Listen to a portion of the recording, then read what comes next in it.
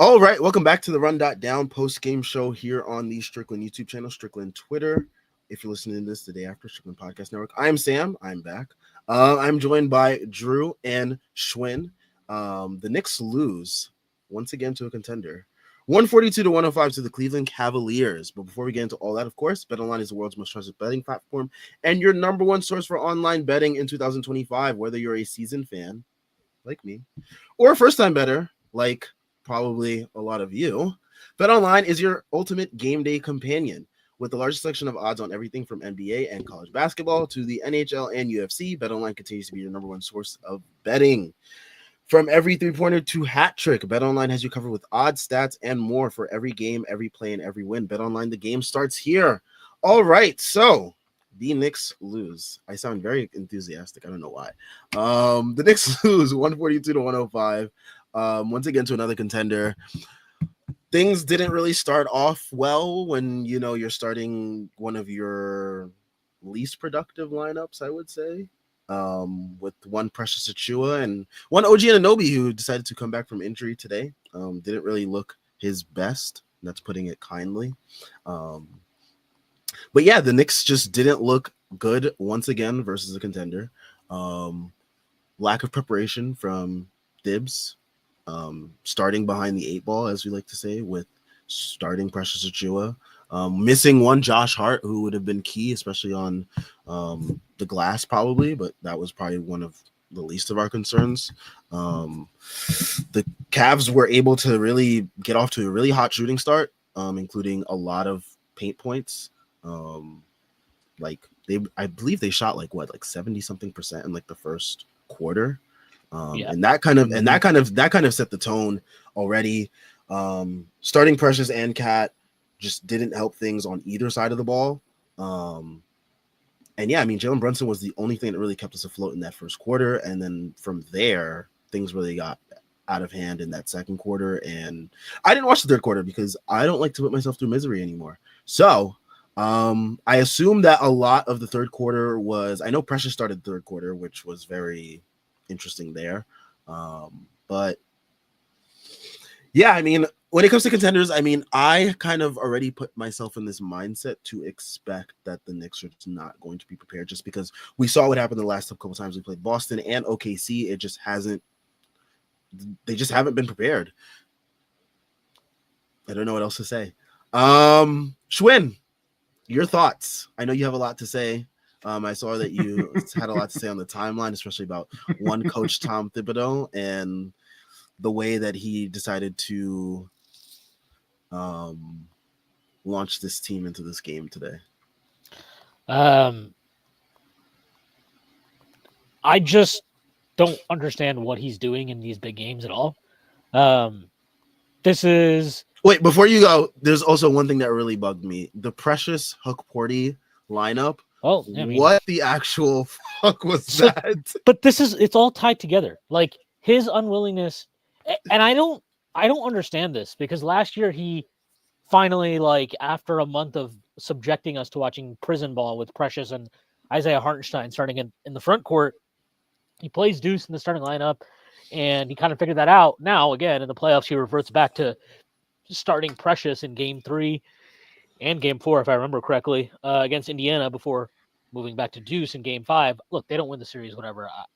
I said this on a pod a couple weeks ago. Like, if you really wanted to be cruel, you could argue that not starting Deuce in Game 3 cost them the series. If you really wanted to be cruel, you could argue that. I'm not going to argue that, but that doesn't matter. Whatever, the past is past. I'm just judging on this year. You have played, so you've gone now. You played Boston, Cleveland, Oklahoma City, the three best teams in the league. I think that's like non-controversial to say. Three best teams in the league. You played them twice, 2 times each. The second time against both those teams, or all those teams, has been less competitive. The Boston one, at least it's your, like, all right, opening night, weird thing, whatever, fine. To come out and look as unprepared, and not just unprepared, unfocused, unbothered, not really locked in, for three consecutive games, 3 national TV, showdowns against, basically they're measuring stick type of games. To come out and look this unprepared is that's like a blaring red siren alert should be going off. Like, that is what this is to me, because you can't, like, there's two things to me. Like, Tibbs preaches the importance of preparation, being prepared is key. Everybody has a role ball. Okay, if that's your whole fucking thing as a coach, then you can't have your team come out and look totally as unprepared as ever. They're so unserious at the start of the game. Cleveland walked into 40 fucking points, 41 points in the first quarter. They didn't even need to drive. They didn't need to do anything. They came out. You're playing the number one pick and roll offense in the league, right? Number one pick and roll offense in the league. Do you do anything different than you normally do? No. You just came out there, rolled the ball out. Okay, guys, do our drop coverage, do the things that we all always do. And it's like, you have to have some, for a guy that preaches preparation and how every team can beat anybody every night, you're not showing respect to the class of opponent you're playing to come out that way tonight. To come out and just be like, yeah, I don't know, like, we'll see. Let's play out the first quarter, and I'll see how Precious looks. And if it's not great, then I'll do some stuff. And it's like, you're just playing from behind all the time. He played double bigs basically the entire first half, except for 1 minute, like a minute stretch where he played the starters plus Deuce. So, like, the starters, who we all know who they are, should be, and Deuce. And I think somebody tweeted it out, I think XJ, when I tweeted it out, that they won those minutes. It was, again, I'm not saying this, you're going to win the game if you do this, but, like, they won that 1 minute and 15-second stretch by 3 points. Now, again, I don't think that one change, just starting Deuce instead of Precious, wins you these ball games against these elite teams. And I can appreciate they have better depth and blah, blah, blah. What I cannot understand is, like, the one legitimately good stretch you've had in 3 games against 3 quality opponents. You've played one acceptable stretch of basketball. That was when you started fucking Deuce McBride at the start of the second half against the Celtics.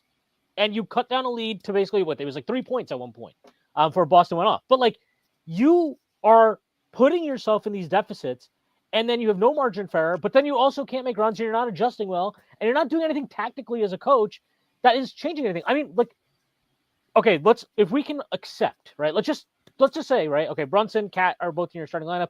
You're gonna just be you're working from behind defensively, right? There's deficiencies that you just have to accept with that. Okay, well, what were you trying to get them to do today? Because I can tell you exactly what I know what Cleveland was doing today. I know what they were doing because they were so intentional about it. They were like, we don't give a fuck about Precious Achiuwa, and we are going to clog the paint and force you to give him the ball. Anytime he's on the floor and he's next to another big or whatever, and he's just spacing out there in the corner, we are going to make sure the ball gets to him, and we'll let him do whatever the hell he wants. That was what they wanted to do, and that is what they did very, very effectively throughout this game. What were the Knicks trying to do? What were they trying? Well, if I asked you, well, this is what the Knicks tried to take away today, could you tell me what they tried to take away? I have no idea.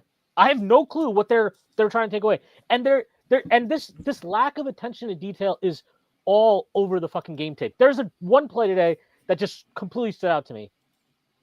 Because it wasn't, this guy fell asleep off ball or Cat sucks and drop or whatever. This is a play. It's like they drive and kick and your guys are kind of in rotation. There's probably like 5 or 6 seconds left on the shot clock.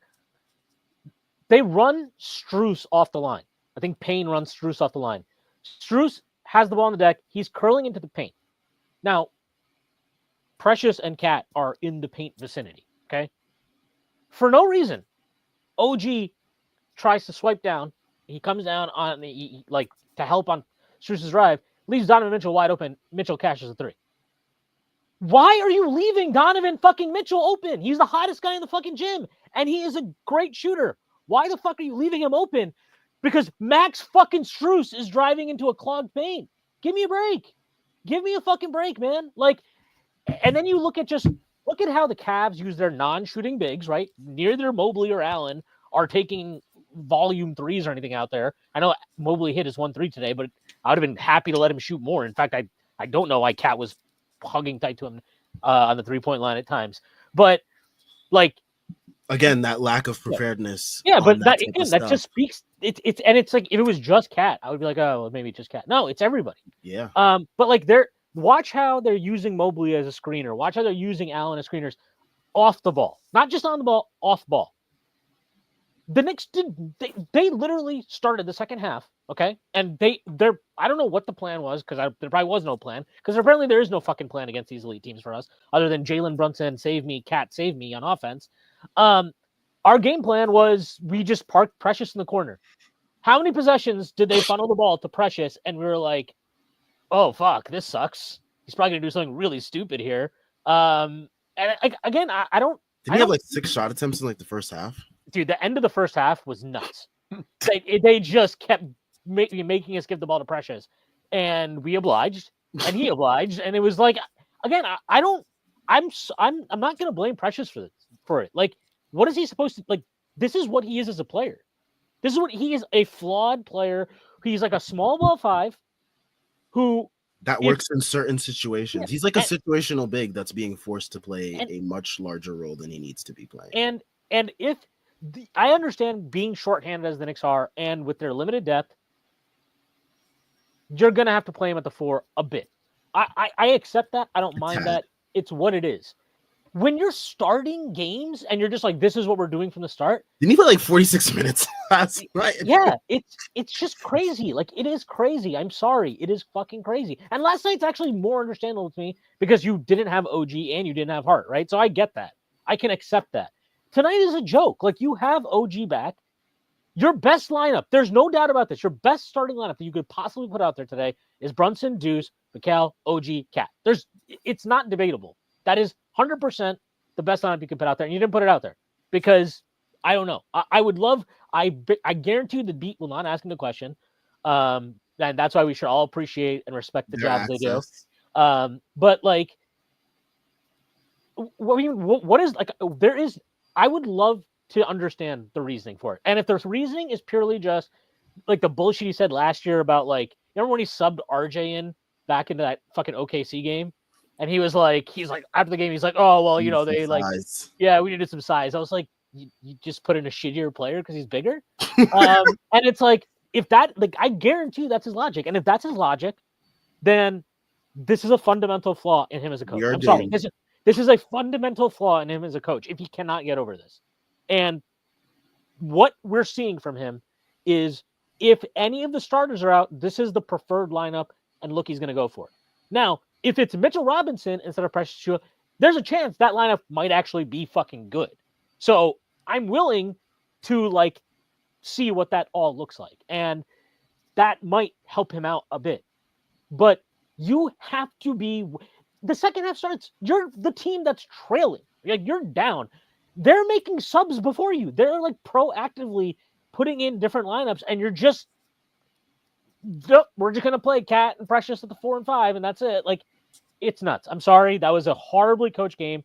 These last 3 games against the top teams have all been horribly coached by him.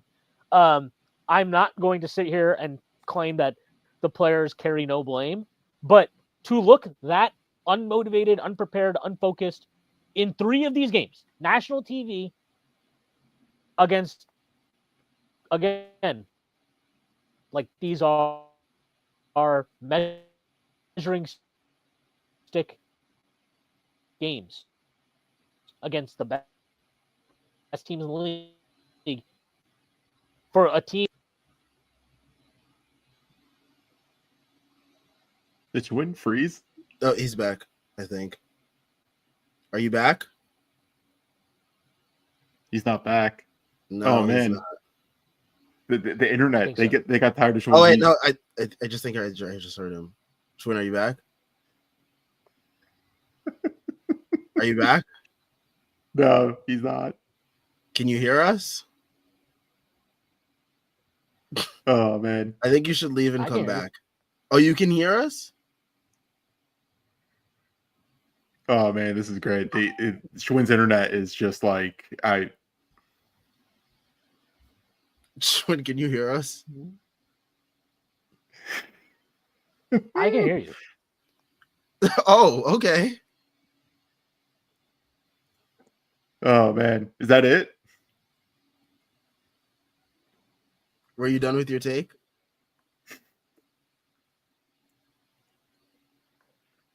What? Oh, this is amazing. You're like so delayed I think you should leave and come back.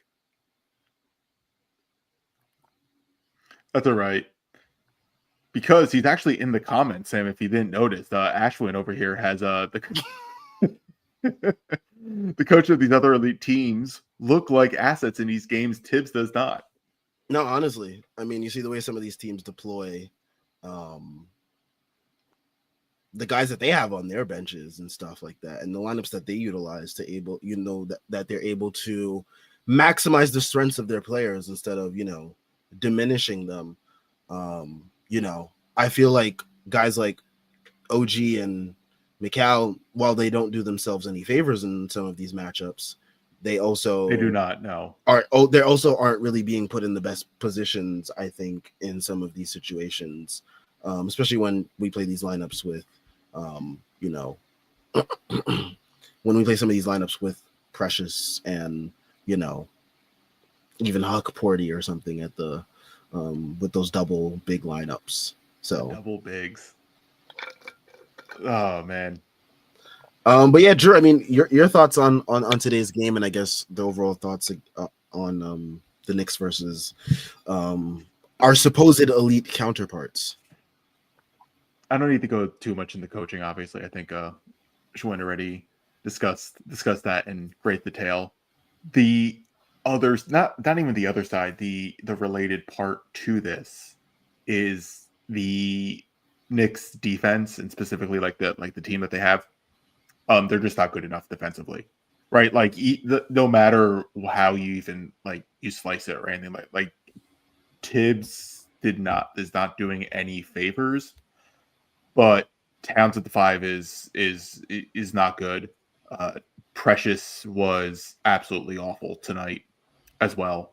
Defensively, he completely lost track of Mobley significant amount of times, especially in that first quarter. I believe Ryan Rucco in the gameplay during the game was like the Cavs had 8 or 7 dunks in the first quarter, which was the most dunks they've ever had in a game in the last 25 years or something along those lines, right? And the Cavs scored 66 points in the paint compared to the Knicks 38. I mean, like the Knicks defense with those guys, especially with Towns at the 5, is not good enough against these teams. And if they can't shore up any sort of pick and roll coverage at all, they have absolutely no shot against the Cavs if they match up in the playoffs. We're basically desperate for Mitch to be both his playoff and his former hurt self, right? Like that's what they're basically looking for. And the timeline for him keeps getting pushed back. And it keeps getting pushed back. Like I don't see it with this team defensively. Right, like I just don't. Tibbs obviously doesn't do any favors when you're starting. Right, you're starting Precious and Towns. That's not going to work. You're doing it very specifically for size purposes. Basically, what you had was you started OG on Mitchell, I think, to start the game, for a little bit, and then you had Mikal on Garland. So. I don't think they just. I think just starting off the bat that and the Cavs just attacked everything so precisely, and they just did a great job executing. With the simplicity that is the Knicks defense, because they don't really do anything. Like the Knicks just don't have the defensive talent, and if they're not going to match shot for shot with these teams, whether it's the Cavs or the Celtics. They can't do anything. I think the defense just straight up isn't there. Towns at the 5 is not going to work against the Cavs. It's just not. I don't think there's any shot. I don't. You probably have a better chance with Deuce instead of Precious. I do think that's probably your better shot at competing with them. But just the way that they play, and just the way the Knicks fundamentally play defense, I don't. The Cavs are on. It's kind of crazy how much of a flip it's basically been. Like the Cavs now are a significant matchup problem against the Knicks. Yeah, and this is a team that we used to sun regularly. Mm-hmm. But personnel changes on both sides. Well, also Mobley got significantly better. He got better. They also Their bench also significantly improved in Cleveland as well. Well, Yeah, they've so, had like, 2 years to build out their depth after they made their big Yeah. trade. Yeah, so Yeah, like see, they made a we kind coaching of change. we kind of swapped because like they were kind of like top heavy sort of these last couple years while we had the depth, so we were able to do these things to them, and we also dominated the paint matchup with I think the other thing too. I mean, we can just talk like Cat can't like if this is what Cat is defensively at the 5, and the evidence Mhm. suggests this is what he is at the 5, then you need Mitchell Robinson to come back, as Drew said, and be good. And like that Yeah. is your that is your pivot, and that is the like if you can probably get away with playing Cat like 20 minutes, something like that at the 5, especially because the offense is always going to be so good there. Mhm. So you can give and take with that. But if he is like the 5 as he is now, because Huckporty's a baby and fucking Precious is Precious, like you're not going to be able to survive that against any quality opposition in the playoffs. And that's the reality. And then on top of that, like, look, man, I think Mikal Bridges catches a lot of shit for stuff that is not always his fault. I can't. I'm sorry. This is 2 games in a row where I'm watching him, and he's got. Yesterday was Kobe White. Today there was Darius Garland. He's got these guys. Has an angle for a drive. Doesn't want to go through them at all. Take contact at the rim. No. Spins into fadeaways. Like, I'm sorry. That's not acceptable. Like, that is not acceptable. I would have called a fucking timeout after the one he took in the first half, and just I don't even care who I'd have put in. Put in Dadier. Put in somebody. Like, that was a joke. He fucking took. First of all, it was a 2-on-1. It was a 1-on-2 fast break, more or less. So if you don't, he didn't have a real good shot. He didn't have a good angle to get to the rim. Okay, like, so just pull the ball back out. Why is it acceptable for him to be taking a turnaround midi 16-footer with 0 numbers? Like, there's nobody running with you. There's nobody there. I thought that was a joke. I'm sorry. That was like absurd to me. That is a shot that gets you cursed out on the mic on 2K Rec. Like that is a type of shot. It was an egregious shot, and like I think look, there's some stuff. There's something to be said of it would be nice for the Knicks to run some actions for him and like run more purposeful stuff for him than they do. But you have to be better than like he has to also be better than what he is at times. Like there is so teams are now like if you watch guys defend him, they know what he wants to get to. So they just sit on that shit. So every like when is the last shot he took that he created in the half court that you're like that was such an easy shot for him? Everything feels so difficult for him when he has to like put it on the floor even a little bit. And sure, if you want to say some of that is our screeners aren't creating much space with their screening, like sure, that's part of it. Yeah. But I think it's also fair to just be like, he is too predictable right now. And I mean, he didn't take a fucking 3. The only 3s he took, right? He took a fucking heave at the buzzer at the end of the second quarter. Then he took 2 in the third, or 3, I think, in the third quarter when we're down 30. And then he took another 3 as a heave at the end of the third quarter. That was it. I think pretty sure those are all the 3s he took. Like, you have to be more aggressive. You have to hunt shots more than this. And Tibbs, yeah, of course, Tibbs and Brunson and Cat, they need to be better about getting him involved too. But again, 3rd straight game against a quality team where offensively you look at the way they have the ball popping and they're running through actions and you compare that to what the Knicks are doing and it's just like stagnant guys standing around watching Brunson. And this team is I'm going to just say this. I think they've regressed offensively since the start of the year. The shot making that Brunson and Cat are getting to is bailing them out to an extent, but I don't think the ball is popping the same way. I don't think that they're getting into actions with the same type of flow. I don't see that's something that stuck out to me in the beginning of this game. Like how fast Cleveland was moving compared to our guys. Like the way that our guys were just getting into the actions, into sets and stuff like that. It just would look so slow, look so sluggish, look like these guys are still on all-star break vacation, whatever they were doing. But yeah, Cleveland, they were just moving so much quicker. They were able to just take advantage of that. And like what you were saying in terms of like the Knicks, they haven't looked like that since really like that like season stretch where like they went on like that win streak and then like they lost the game and then they won a couple, but like that large chunk of the portion of the year where they were like winning a lot of games out of the games that they were playing, that's when the ball seems like it was popping a little bit more. But yeah, I wonder if they're just being more reliant, especially on Brunson now, especially that, I mean, Cat has looked better as of late, but of course there were the concerns of like his injury, whatever it may be. And then you have OG, who, God help us why, he keeps getting post-up touches. I love those touches, man. They're I great. do not. Those make me want to throw my PS5 controller across the room. He has no idea how to use His he's strength. gigantic. He's gigantic, and when he has to like kind of power through contact, he gets super tiny, and that's how Mitchell stripped him twice today.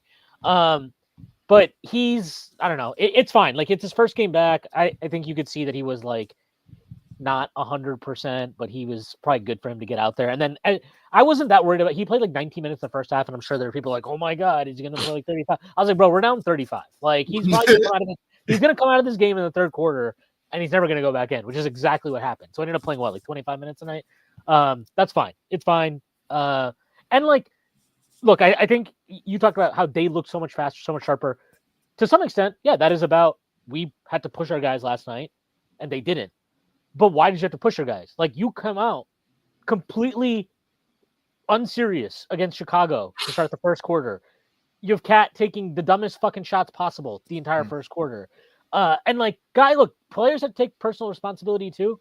But this is such a theme now at this point with this team. Like, we talked about this with Josh Hart. Like, why does this guy spend fucking half of each game doing absolutely nothing off the ball on defense and just falling asleep and then pointing at people and yelling at people? Like, why is there no, like, why is Mikal Bridges' shot chart look like it's out of 1998? Why is that allowed? Like, that these are things that I don't quite get. And it just feels like Tibbs is, I think he trusts this team in ways that he probably hasn't trusted a lot of teams. It is a more talented team than he's had previously in New York. But I think with that, he has let go of the rope a little bit. I don't think he is hammering the details as much as he does. I don't think he's being a stickler for, like, again, like that shot just think about that shot that Mikal Bridges took in transition that we talked about.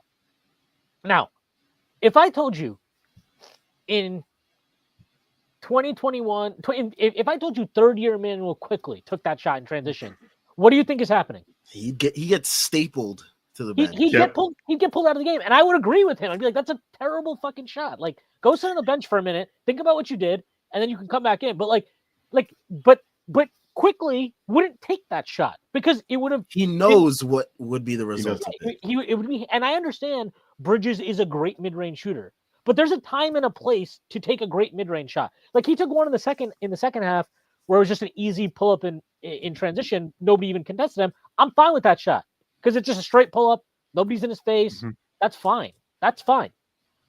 Like, so these small, like, attention to detail things are stuff that is very interesting to me. I mean, even OG is obviously a great defender, but we've seen stuff with him where he's like wildly gambling off ball, leaving shooters. We've seen, we see guys look confused all the time about how they're supposed to cover screen and rolls. There was one play today. We didn't get burned on it. On coverage is so much. So there was a play today, I think at the end of the first half, we make a shot. I think it was Cat. Thinking about it, Cat, and he made like a contested shot around the rim or something.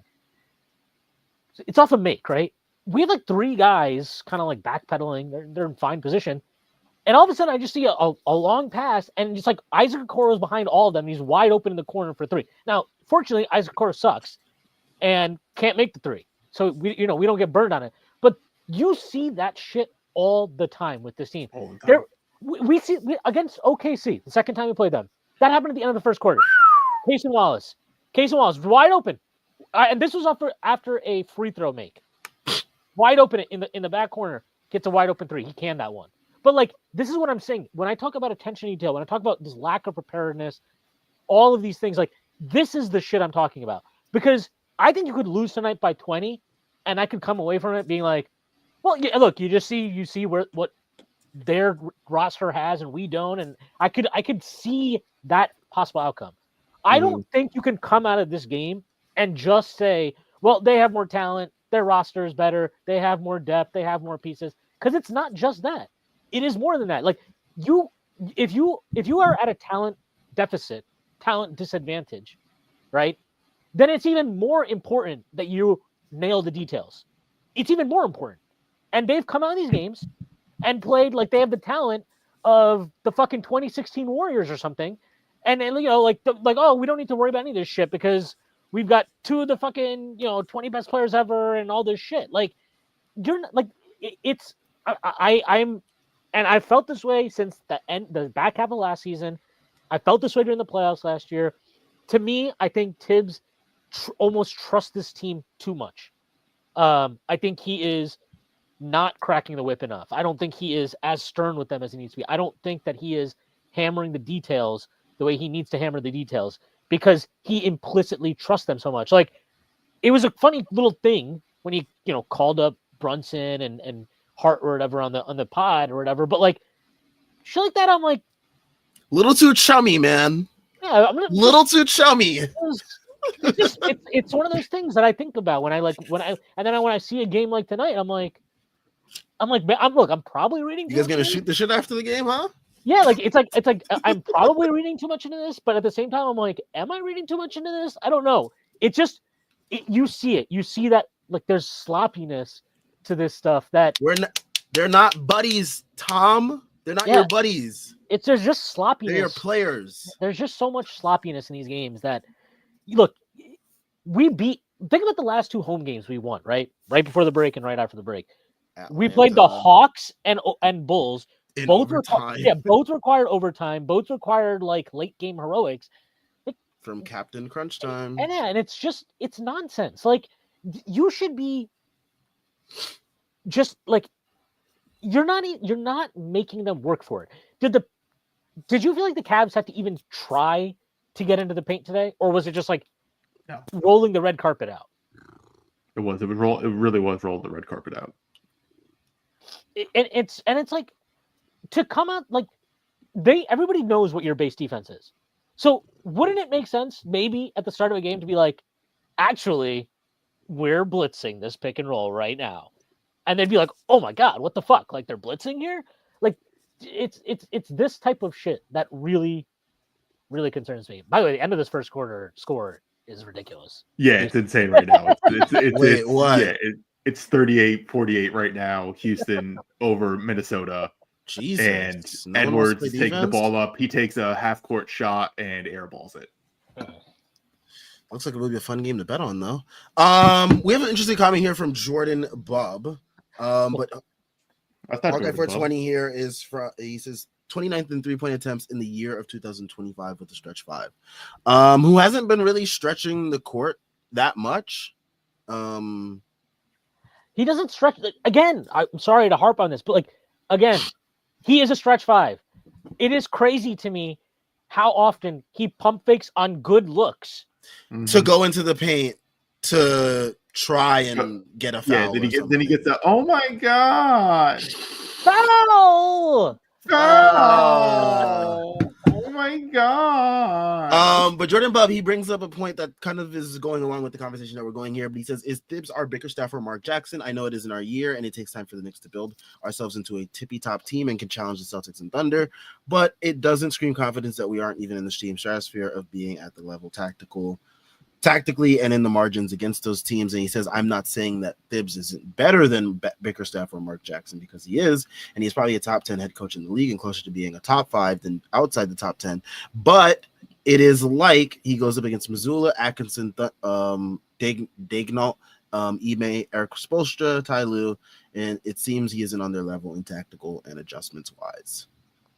I mean, it's both that and the roster just isn't there, right? It's as simple as the next coach probably would be take the team over the hump, but this team also needs more talent, and they need, whether it's a different center or talent needs to get better defensively, right? One of those things kind of has to give at some point. Because like Tibbs is definitely better than like a Mark Jackson and like those type of guys, but he's not doing the stuff that Daignault, is it Daignault, right? I think it's like Daignault. Yeah. Daignault Like he's not doing that. He's not doing whatever crazy Joe Mazzulla is doing that with his stuff. Like you know what I mean? Like he just Mazzulla's a crackhead, but yeah. right. Like he's just not doing it. Playing Precious at the 4. What are we talking about? Like that's what I'm saying. Like it's not happening with this team, with this roster, and this coach is just making it significantly worse. He did bring in Deuce at the 6-minute mark, which I thought was kind of shocking for him. But he didn't bring him in for Precious. But right, he didn't bring him in for Precious, right? And He brought him to play alongside Precious. Right, and that's kind of the problem, right? He identified early on that Deuce needs to come in, right? He identified that part correctly, but it wasn't the fact that Precious was completely losing track of Evan Mobley the entire game. It wasn't because Towns was also losing track of like Mobley and all these guys. Like, right? It wasn't that. It's just like, no, we're gonna bring him in. I think he came in for OG. Yeah, I forget who he came in for. Yeah, he came in for OG, and I'm like, that's not. Which, to be fair, might have been a minutes thing, which also makes it more stupid. You didn't just start Deuce. Yeah, right. That's kind of the. You should just start him. I don't know. Yeah, this was just one of those like really like sobering games to kind of watch. Like I don't even think the Cavs are good or like they are very good. I don't want to diminish them, right? I don't want to think they're that good, but like I don't see them making it to the finals or winning the finals or anything like that. Like I'm still kind of I still think Boston's in a different class to them. Yeah, so like I'm not there yet for the like the Cavs, but like they're still significantly better than the Knicks, right? Like that's kind of clear. Like there's a very sobering thing where you're just like they're better. They just know it. That's it. They're better. This is funny here. But go ahead, Schwinn. I think that if you play this uncompetitively against the teams that you're trying to beat, I'm sorry, like even if, and I know you're not saying this, Drew, but like even if you are less talented and you don't have the horses to kind of compete with them, it cannot be this. No, it can't. Right? That's the valley can't be this wide. It can't. You can't. They're down 27 at halftime. What were they down against? What were they down at halftime against OKC at the Garden? 25 or something, right? I don't even remember because I turned it off before it got to. I think they were down 12 or 14 to Boston at halftime. Honestly, they were lucky to be down by that little. Like these games have been destructions by the. They're not even close. They're not even close. And like, I'm sorry, like I think that is about coaching. I do. It is. Like, it is. I can't not say it. And if that continues, if this trend continues, if we come out on Sunday and Josh Hart is out and he starts Precious again, like I'm sorry, like that's another major red flag to me. I'm not watching the game if that happens. Honestly, I've seen too many of these games this year where I'm like, this feels like a big red flag, and they're a great team. Like the Knicks are a very, very good team. They have beaten other good teams. They've smoked other good teams. They've smoked Denver in Denver. They smoked Memphis by whatever the hell it was, 37 points a couple weeks ago. Like they have good wins on their resume. This is not a team that doesn't have good wins.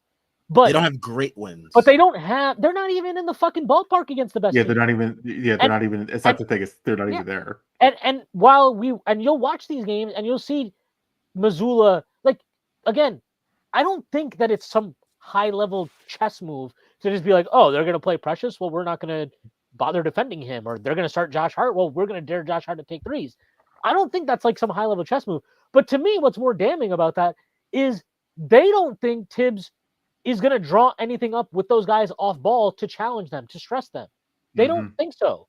And that speaks to a gap in the tactical acumen because he doesn't look like he comes on these games and it just looks like he's using the first 6 minutes of the fucking game to like, oh, let's see what they've got. Let's see how we match up. And it's like, dude, you can't do that against these teams. They're too talented. They're too well coached and they're too good. It's across the board where you're losing these matchups, but like Cat sucked shit on defense tonight. There's no two ways about that. I think he's actually had a really terrible stretch on defense, even by his standards. It's been bad. Yeah, it's been bad. It's been really bad. Precious has been fucking terrible minus the Chicago game on defense, I think, for a while. He'll always pop up with like an impressive play here or there because he's just super athletic and like has some like weird, strange abilities. But he's not had a good stretch defensively at all. And what I actually just have a lot of sympathy for are the guys like Mikal Bridges and Deuce McBride and these guys that have to compete on the perimeter because they have nothing behind them right now. They have no help behind them at all. There's nothing. There's absolutely nothing there behind them. Yeah, so, I see a lot of people like taking it really hard on like Mikal and OG, especially on the timeline. And it's like, you know, I've been less abrasive in terms of my criticism with them just because like you guys said, there's nothing back there. Like the closest thing we're getting to rim protection is when Ariel Hukporty knows like half of what's going on the court at the moment, and like he's able to, you know, block somebody. And again, like it just goes back to small things. You just came out of this game and you started with a drop, and they didn't switch out of a drop. I don't think ever. I don't think the Knicks got out of a drop at once the entire game. I don't remember that happening. No, Hukporty was staying up and blitzing on the pick and rolls. What was worse about that must have been in the second half, because I remember in the first half he was just kind of like showing Garland to the sideline while dropping and giving. I also am definitely confusing it with the Bulls game as well because it's all kind of bleeding with each other. I think what makes the drop coverage worse is that the defense, the Cavs still got behind the drop coverage, right? Which is the whole point of drop coverage. Like Tibbs' whole thing with drop coverage and is specifically he does not want the offense to get behind the defense. That is a fundamental thing that he believes is you cannot have the offense cannot be behind the defense. He's just against that so much. And the Knicks tonight were very good at allowing the to get behind the defense multiple times. That's one way to phrase it. They were very good at allowing the bad thing to happen. No, yeah, like they were terrible, obviously that. And your point about like this is why it's so absurd to watch Cat because and I mean like he obviously has deficiencies as a defender. We're very well aware of that. His major deficiency is he's terrible in drop. He's awful in drop. Awful. He's the worst. He can't do it. He can't do it. He doesn't see it, right? Like he doesn't see it. And he can't backpedal and jump. Like he just can't get any lift that way. No. So like there was one where he was even right there on Jared Allen and he just couldn't jump. It didn't even matter. Yeah, it doesn't matter. He just couldn't jump. But it's like I get that you're still going to have to run drop with him at times, but this is the shit. You have to mix and match more. You have to be more versatile. You've got to try and pre-switch more. We're not even seeing that. We're not even seeing like, let's try to keep him out of the action altogether. We're not seeing any of that. Meanwhile, if you watch, like you go watch the Knicks, they started mismatch hunting in the first half, right? So they're trying to get Towns. They get him on a switch on Mitchell. So he starts posting Mitchell. If you watch it, Allen comes over and he comes over, Mobley gets Allen's man, and he tells Mitchell to go over to the opposite corner, and he switches on to Cat. And it's like, those are the small things that I see from them that I'm not seeing from this team. It's like, and those are things, detail on those things. Yeah, and those are things that I saw last year with this Knicks team, with Hartenstein or Mitchell Robinson at times. He's also. So that is the thing that Mitchell Robinson can help. But it doesn't seem connected defensively at all. And like I don't know if you guys watch on MS. I watched on the ESPN broadcast because I'm blacked. I get the MS same local broadcast. I'm blacked out right now. But I thought like a lot of times when you watch these games, even if the Knicks are like getting smoked, I'm like, all right, you guys are really fucking gassing this point. I thought they were kind of like completely on point the entire game. They were just like, yeah, they're not connected at all defensively. They're not making them feel them at all. Like their offense is fine. They'll be better. It's probably better than whatever Wally is saying apparently here with John Leary. He says Wally on the postgame said this team is just lacking size against these contenders. They have to match the intensity in the moment to rotate more, communicate more, pressing up on their man. Who is that on? Who is it on to get them to do these things? The coach. Like the rotate more, communicate more. This is kind of like my point. They're not even like tonight. They weren't even being asked to rotate because the other three guys were staying at home on their guys, and the first half was just like this steady stream of pick and rolls where you were just playing a 2-on-2 game, and the Knicks were just allowing that to happen. There were no rotations. There was no crashing down. There was no forcing. Like, there's none of that. So I don't know what he was talking. I don't know what he's talking about, because that to me had nothing to do with rotations or like at his core, Tibbs doesn't want to do any of that shit. He wants to make it a 2-on-2 game. That's what he wants to do. He wants to make it a 2-on-2 game in pick and rolls. And like, he doesn't want it to have to do a bunch of off-ball rotations and stuff. It's why his low man has to move so much, because he doesn't want other guys to have to do anything.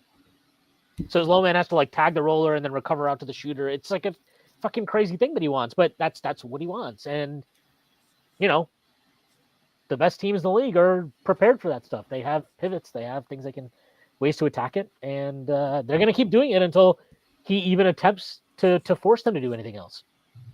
Okay, for 20 says, here is Mitch. He says, my last question, he says, this question to us is Mitch going to fix this? Even if the defense gets better, will the offense thrive versus good teams who you will face in the playoffs? I mean, the defense will get better. Hopefully. It can't get worse. It can't get worse. Yeah. If it gets worse, then it can't get worse. Bottoms up. Like they gave up, what, 140 points? They gave up 142 here. They gave up, what, 130 something to OKC. They gave up 128 to whatever the hell. It's not going to get worse. They've given up much more to even bad teams, too. I mean, the Hawks game before the break. 148 to the Hawks. They gave up one. Get worse. They gave up what? It was 134 to the Bulls earlier this year. They gave 134 to the Jazz earlier this year. Yeah. But then they have stretches where they play well on defense. Really good defense where they hold teams to under 100 and stuff. Yeah, they have the ability to play defense better, but it is obvious that they cannot string it together consistently, and they do not have the preparation or the attention to detail or wherever you want to put it on to match up against the best teams, especially if you're just like roll the ball out there and play. Like they can't do that. So, I mean, they've got problems this year for sure. And if these type of problems continue at this rate, I mean, the question before, right, was, is he our, Mark Jackson? Is he our J. Bickerstaff? I'm the way it's trending against these elite teams, it certainly feels that way to me.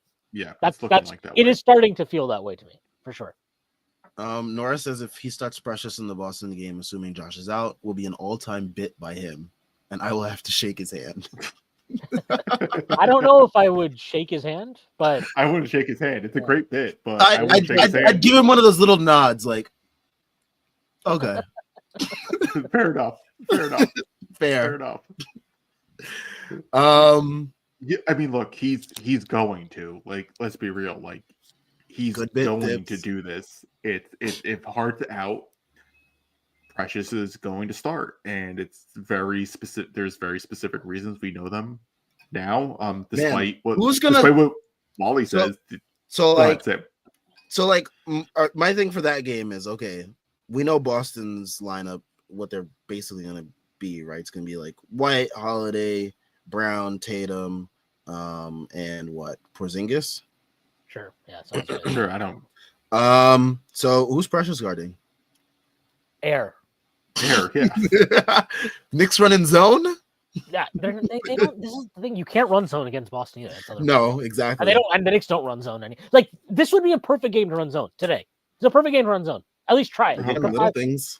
Try it. But zones for cowards. That's the one thing I'll give tips. Zone is for cowards. I will. All right, well, give me the coward. If you're deficient in certain areas, you kind of have to be a coward. Yeah, I don't care. It's just, I don't know. I can't. What are they gonna do? A box in one? Try something. I don't know. Man, fucking Spoelstra rode a zone to the finals a couple of times. I want a box in one with Precious at the guarding the top, guarding Tatum. Eshmaster. There was a point in the third quarter where Cat was going to the refs, dude, you're down by fucking 40.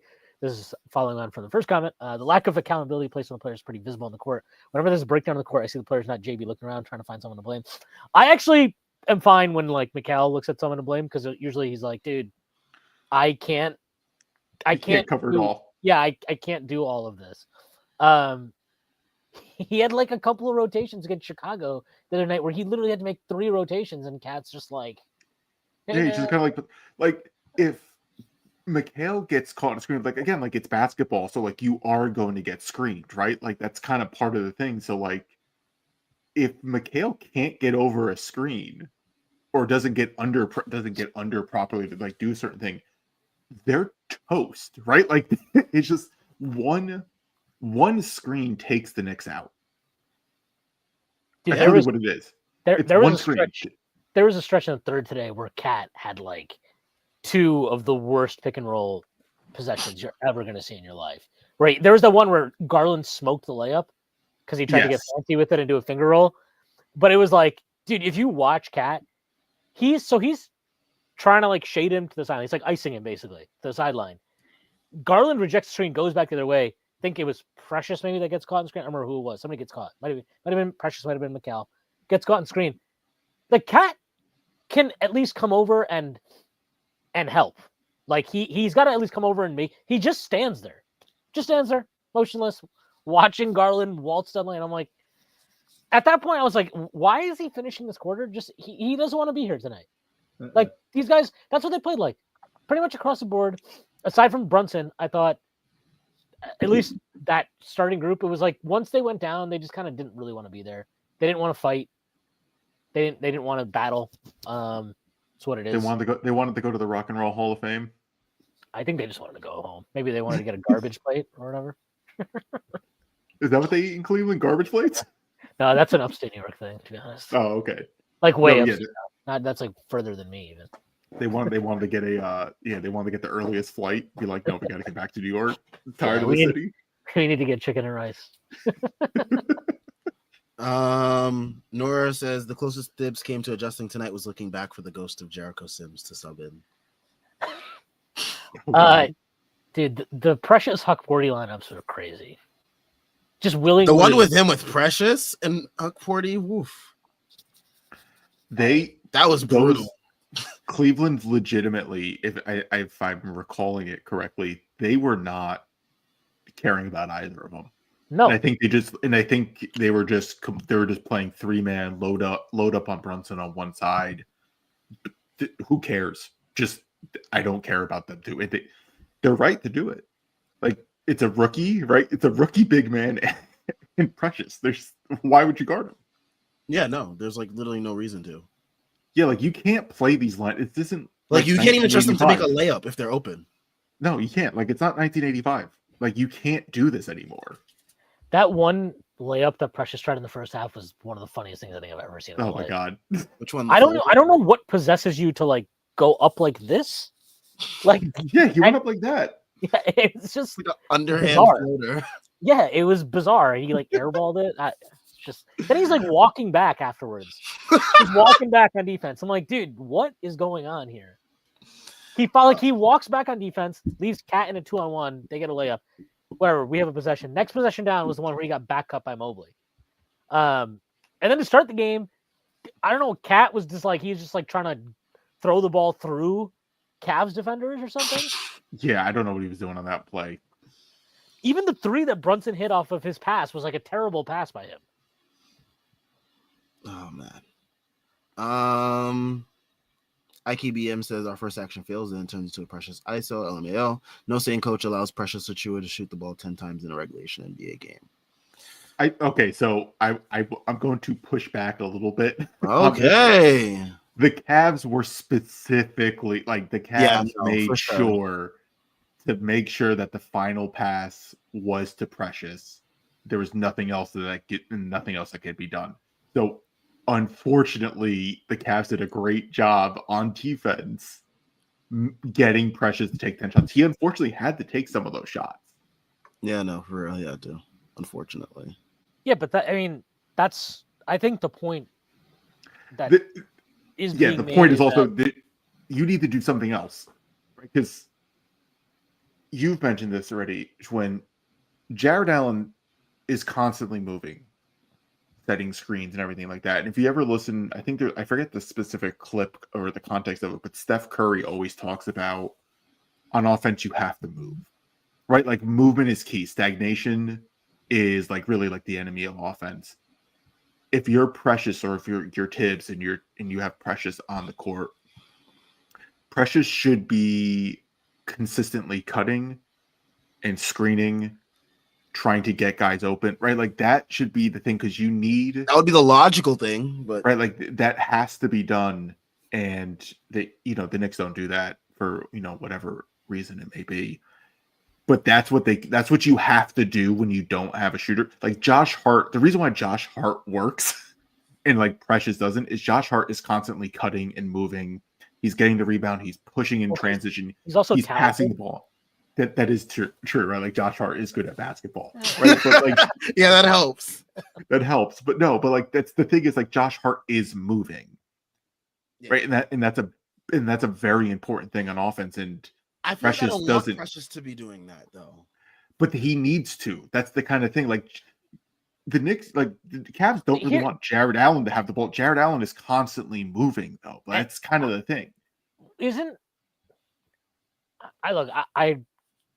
is just what I think. Isn't the problem here that like Hart and guys like Josh Hart and Jared Allen, they can like read defenses and make intuitive, instinctive smart plays. Basketball. They're smart basketball players. So if you're gonna have you can't just have Precious. You can't just be like Precious. You need to like. You don't want Precious getting a moving screen on an off-ball screen. But to your point, I'd rather you need to put Precious in structured situations. Then you have to be like, this is what if they're not defending you, I want you to go screen. Go set a fucking down screen for Mikal Bridges. Go set a flare for Cat. Go just keep fucking screening for guys that can actually shoot the fucking ball. Like do something, because standing in the corner is not doing anything for you, or us as a team. But like that, I think that is the point, though. Is everything that leads to Precious Achiuwa getting 10 shots tonight is a failure of like what is being asked of the players and the situations you're putting them in. Yeah, no, I mean, it just sucks that we have to rely on Precious Achiuwa for so much minutes, especially when Josh Hart is out. We don't need to. This is the worst part. We don't need to. I mean, in Thibs' head, we do. Like, you could just play Deuce McBride. In Thibs' head, we do. Unfortunately. Dude, Paolo, what the fuck is this line? Jesus. Oh my God! Sorry. I just like that Minnesota's came back and cut the lead down to 2. Well, they were tied at one point. But yeah. Wow, the Jazz, they're only down 21 to the Thunder at half. They're better than the Knicks. Yeah, they're especially their front office. Top 5, apparently. Yep, elite. Top 5, apparently. Jesus Christ. Top 5. Oh my gosh, are you kidding me, bro? Like that shit like boggled my mind earlier. Because Danny Ainge built a championship team 17 years ago. He built a championship team when George Bush was in his second term in office. When I was in what, 3rd grade, maybe? Same. Yeah, I was also in 3rd grade. Yeah, I was in 3rd grade for George Bush's second term. Yep, me too. And Danny Ainge acquired the picks of Jason Tatum and Jaylen Brown, but didn't use them in the correct ways to actually, make a championship team around them. But because of that, that's why the Utah Jazz are a top 5 ranked front office, because of things that happened in the past. Boggles my mind. But yeah, I think what else do we have here? I mean, we have some comments about Giannis. What's this? This is from DJ AK Gold. The problem is Tibbs with this help defense system. Cat does not legs to do help defense. We need another coach. The success we have is strictly coming from the players. I think like when you get as many individual best seasons as we seem to be getting under Tibbs, you have to give him some credit. He must be doing something right. But I do feel like there's something about how the Knicks play that always feels like when it comes to crunch time and big games, big situations, it always feels a little bit like disjointed. Like they're all actions exist in isolation. They're not kind of tied together and flowing. And earlier this year, when the assists were like really flowing for the Knicks, I thought that was a big difference. But I do wonder if some of that is just like that level of improvisation that you can get away with where you don't necessarily have great structural, like what you're running isn't necessarily great, but just the level of talent you have and the players playing off of each other is so good that it's easier to get away with that against, whatever, pick a team versus Boston or Cleveland or Oklahoma City. And then, yeah, look, the you've played these guys a lot of minutes. Maybe that's catching up to them a little bit. And then it could also just be the ebbs and flows of a season, though, as well. Like, they have shot poorly. I think somebody posted earlier, they're shooting like 22nd in 3-point percentage and 29th in volume since January 1st. The volume is definitely concerning, and certainly to me speaks to playing lineups that don't have a lot of willing shooters, and then also not having quick release trigger guys and not knowing how to combat switch defenses effectively. But the percentage isn't that concerning. That just feels like they're in a downturn right now. You figure that'll probably go back up at some point. They're too good of a shooting team overall. So I wouldn't be too concerned about that. But the volume is definitely concerning. And look, the help defense stuff it's when I think the real problem and I think this is what DJ AK Gold is getting to, is that you can't have Cat in the help as a low man in a lot of situations because he's not active and good at making extra rotations and that type of stuff. But you also can't have him as the main drop coverage guy. Yeah, because in the words of Clyde, he plays defense with his hands, not his feet. Yeah. Yeah. It's sad. They can simplify some of the help stuff, and they probably should try to, and there are different ways to combat it. But end of the day, he's always going to be a liability on defense, one way or the other. Yeah. Also, Tibbs doesn't actually want help defense. Yeah. Or that's why he's like praying for Mitch to get back. Yeah, like Tibbs' whole thing is, all right, because when everyone's just like, Monica even made the comment against the Bull game where she was like, I don't know why Deuce is like going in that hard. Dude, that was paint. So fucking yes, thank you. Right, because Tibbs ultimately, like, he wants, like, that's the only help he wants, because he ultimately just wants you to also recover back. He just wants one-on-one basketball or 2-on-2. Like, he wants the game so simplified where you just lock your man up and that's it. Like, that's don't rotate, just lock them up. That's basically the one help rotation he wants, is the weak side corner to tag the roll man. Yes, that's ultimately it. But they have to recover those. The whole point is it's like touch the paint and recover. But we don't. This league right now, you actually can't there isn't enough time anymore. Like, there's no point in going to the paint and then cutting back out. The Knicks don't even have the personnel to do that. Not many teams actually have the personnel. Maybe OKC.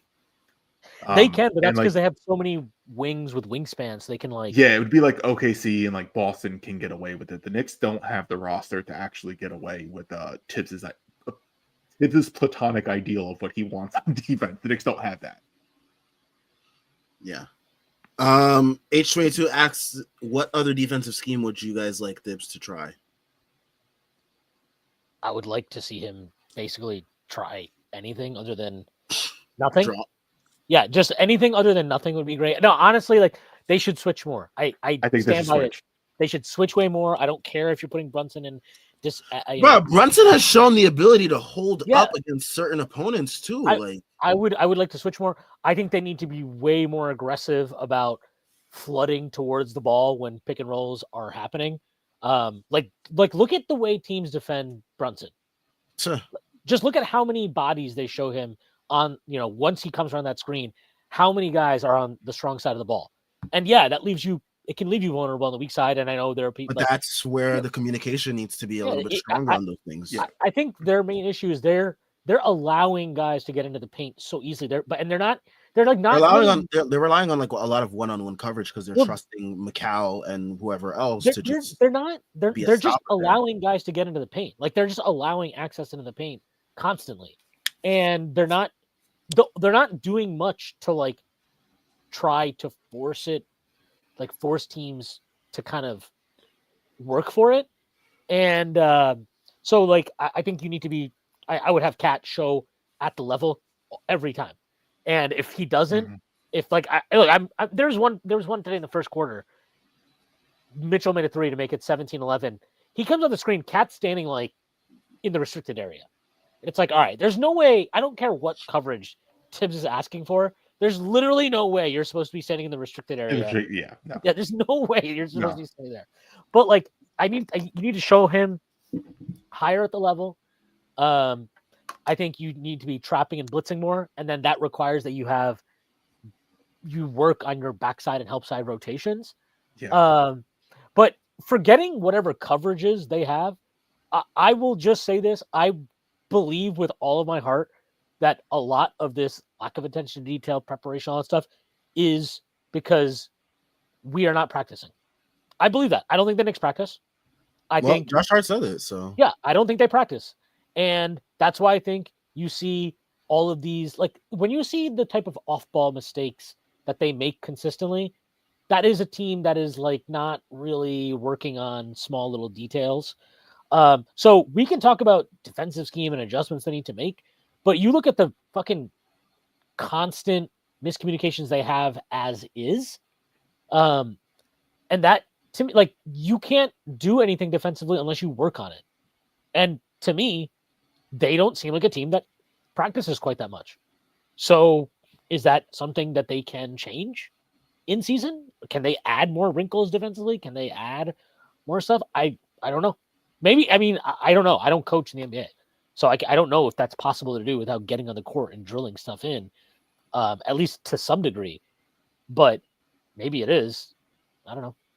They're gonna do a 1-3-1 zone. Yeah, 1-3-1 zone. Let's do that. I'm just thinking of the different zones. There's the 3-2, the 2-3, the 1-3-1, the box and one. You're asking Tibbs to get real creative.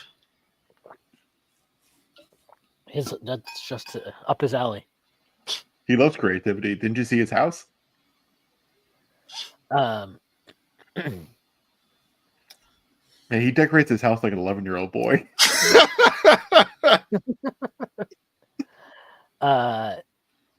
Sorry. Zoning permit says drop of the cat never works. It's not like his drop gives you an advantage in the actual defense too. His arm discipline is still rookie level. Don't have any issue trying new things, but he is wedded. Sorry. I don't know. I'm not sure what the other part of this. We get killed by players like Tatum, Mitchell, SGA regulars. Our coach still thinks doubling these players is an affront to his principles. It's not like they're Jokic, CP3 level passers. Just double. Yeah, and this is true. We got cooked by Nemhard and TJ McConnell. I agree. They don't double enough. Doubling would actually probably help as well. Doing something like that, just forcing it out of someone's hands and then forcing the offense to do something that they don't necessarily want to do. The only time he doubles is late in games, and then you can tell that they're not prepared for it because their rotations are always a fucking disaster when they double late in games. Like, what was the Pistons game where we doubled Cade like multiple times and just gave up wide open corner threes? Oh my god! So that's the shit I'm talking about. Like, you see that shit that happens because guys, because you're just like in a timeout and you're like, all right, we're gonna double Cade here. It's like, oh my god! It's such the guys on the help side, the guys that need to make the rotations, they don't know what they're supposed to be doing. It's such a contrast. There was a Nets game like years ago, early in the Thibs regime. There was a Nets game where the Knicks looked so good on like guarding the inbounds at the end of a game where they came up with like a bunch of like steals.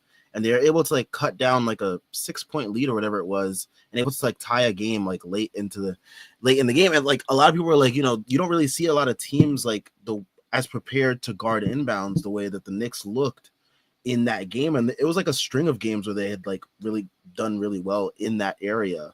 And you could tell like this is something that they had practiced, they had done multiple times, they were ready, they knew exactly where each player was supposed to go, where the rotations were supposed to be. And you look at today's team and you're like, this is a team that the coach, like you said, he trusts them way too much to a fault where they're not practicing certain things.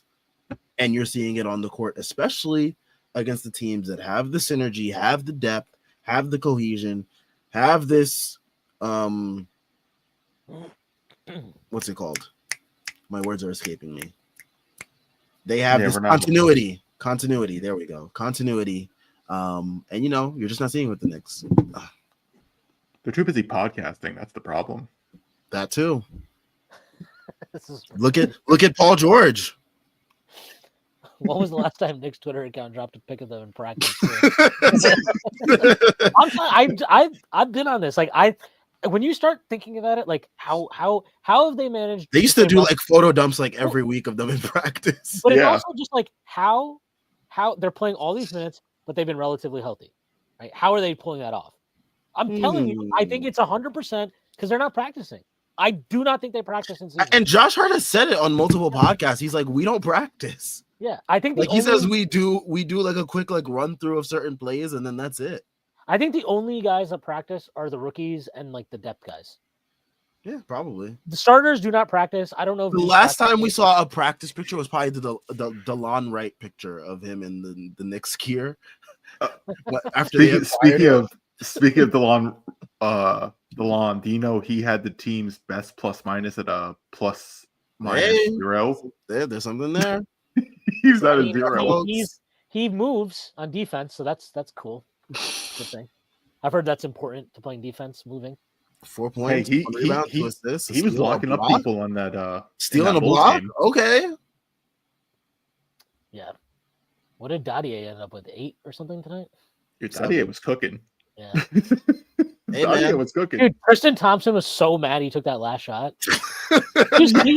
He was so mad, and Donovan Mitchell had to be like, "Dude, relax." Like, bruh, Tristan Thompson has roid rage. Did you see that rant that he went on Twitter after the yeah, and everybody from from Canada is just like, "Dude, you're not actually even Canadian, dude. Get the fuck out of here.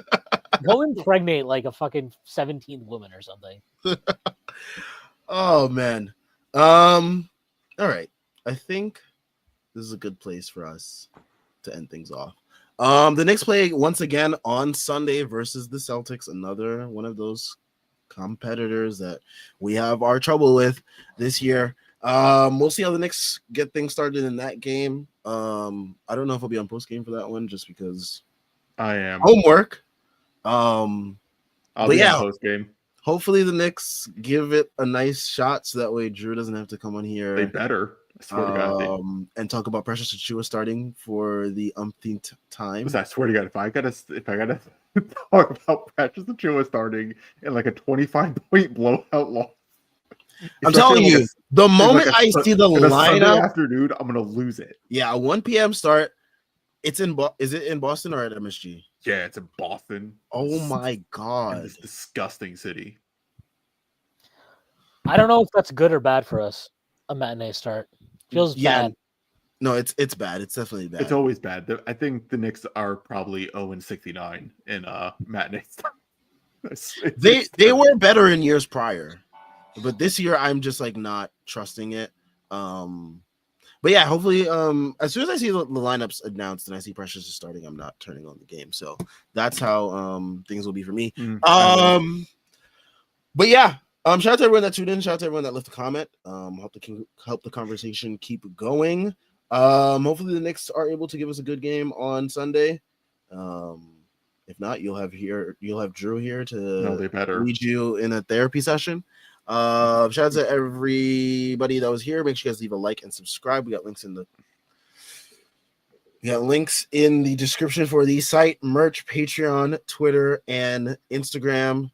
So give us a follow in all of those areas. And yeah, everyone enjoy the rest of your weekend. Peace.